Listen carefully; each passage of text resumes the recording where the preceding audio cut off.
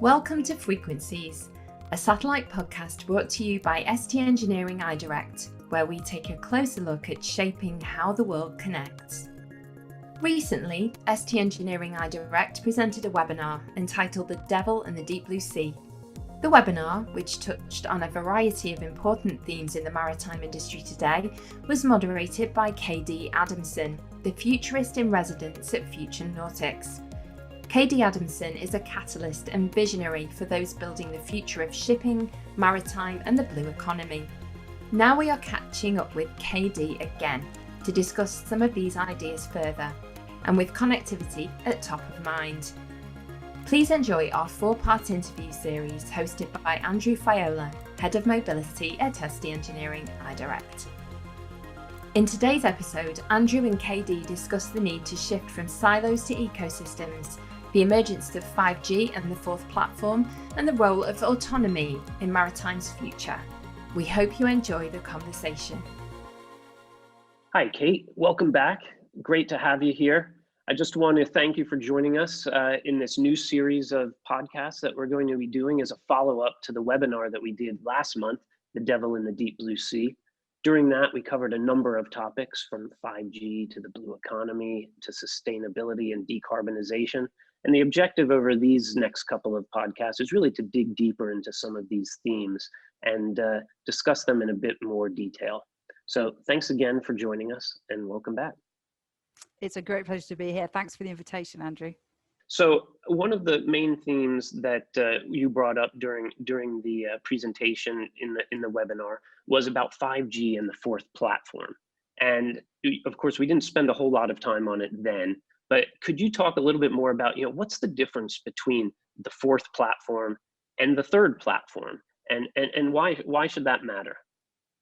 Yeah, it matters because I think it's obviously a lot of the guys and gals watching this will probably be, have technology expertise and communication expertise, but a lot of people don't have that. And even if you do have specific technology expertise, it's still quite useful to be able to frame these different technology platform moves. So we started with the mainframe, then we had the client server. Now we're kind of at the third platform, which is social, mobile, analytics, and cloud with the IoT as an accelerator. And the fourth platform, they're not very imaginative when they name these things. They could call it Gerald or something, but no, it's the fourth platform. The fourth platform rests on blockchain, quantum, and artificial intelligence. So what you're really seeing, if you want it in a nutshell, is that the move to the third platform has been about digitizing everything. It's been about making the world about data and building, clouds and analytics capabilities. And really what the fourth platform is now doing is it's beginning to materialize that innovation. So it's beginning to create cyber physical systems. If you think originally it was all data ecosystems, now it's actually cyber physical ecosystems, which is, I'm sure we'll talk about autonomy and other things as well. And so really one of the most defining things about this move to the fourth platform is that we move from a retrospective view to a real-time view. And that has massive, massive implications. That is a really huge paradigm shift across the board. And I think for connectivity suppliers, obviously, who are in the heat of this, it means that there are some profound differences in the roles that they can play going forward.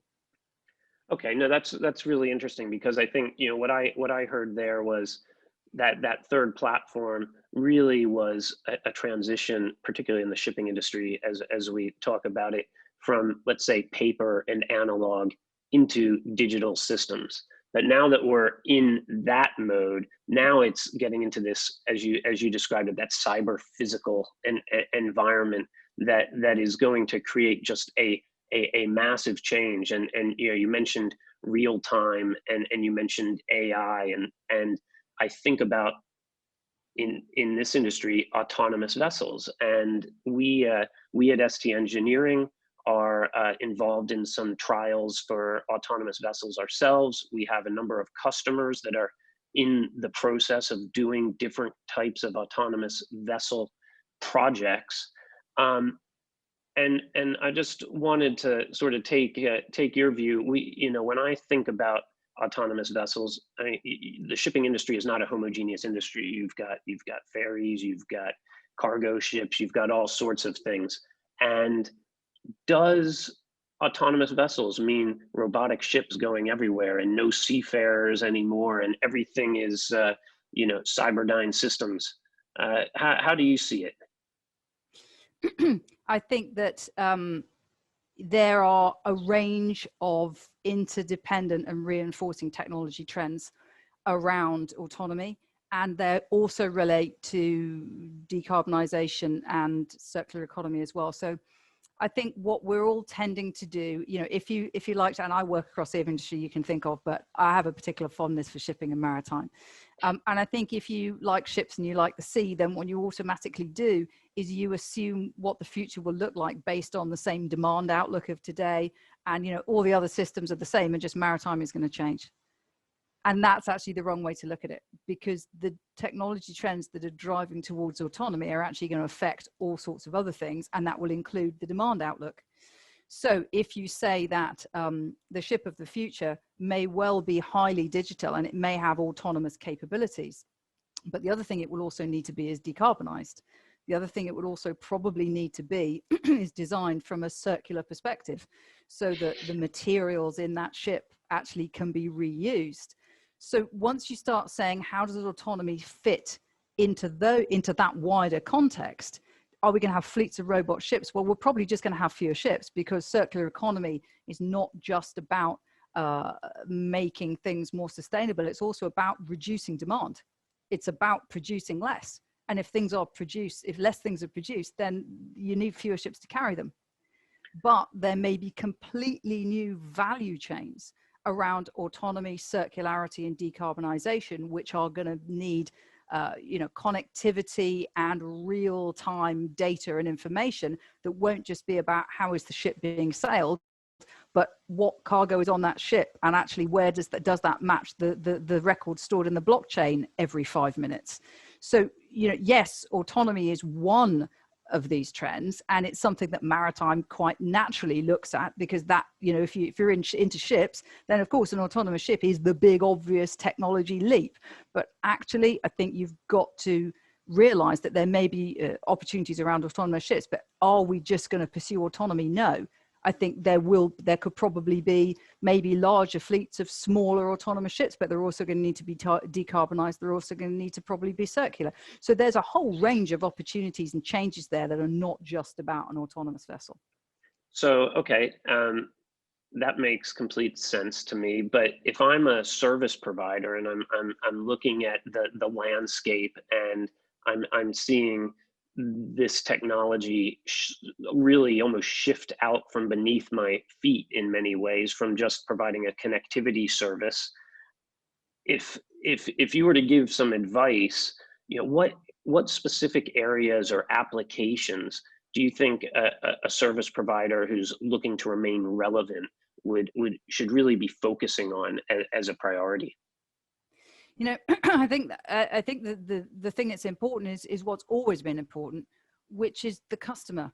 And what's so critical is that what has tended to happen with technology providers is that they have focused on, what does the IT department want? What does the IT department need? How can we save money here or there?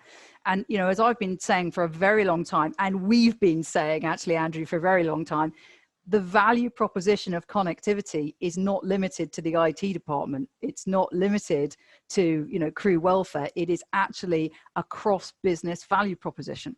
And what you have to understand is your customers' cross-business value propositions are shifting, because shipping's value as just a standalone piece of ocean-based cargo transportation is going to morph out of all recognition. I mean, we just had the announcement the other day of this consortium that is going to start reporting its, the carbon cost of the ocean leg of its shipping. That means shipping is now part of its customers' ecosystems, and the requirements that are going to start changing from our shipping customers are going to be part of those next customers' propositions and ecosystems. So I think the most critical thing that can be done is to really understand where your customers are going. And I have to be honest here, I work with a lot of ship owners and operators, and I am regularly shocked actually at how little the supply side in maritime, I'm not just talking about communication suppliers, I'm talking about all suppliers in maritime, actually how little they understand the business of shipping. And regularly ship owners say, well, yeah, you bring me this, but what's the point? I've had startups for years saying, oh, we can save you all this money on fuel. And it's like, well, you do realize that ship operator doesn't always pay the fuel. Charterer pays the fuel. It's really, really basic things like this that, so we need all these startups and technology, whatever. No, what you need is to really understand and help the ship operator to move their business proposition to the next level. And technology and communications connectivity suppliers are critical in doing that. No, thanks for that. So as much as anything else, it's really understanding almost vertically and horizontally across the industry what each stakeholder can get out of a particular piece of technology or support or what have you. Keeping in that siloed approach is you're not going to see the whole picture, and that's going to really be disadvantageous. That's what I'm hearing. This is excellent stuff, Kate. I really want to thank you for your time and look forward to the next topic. Pleasure, Andrew. Looking forward to the next one.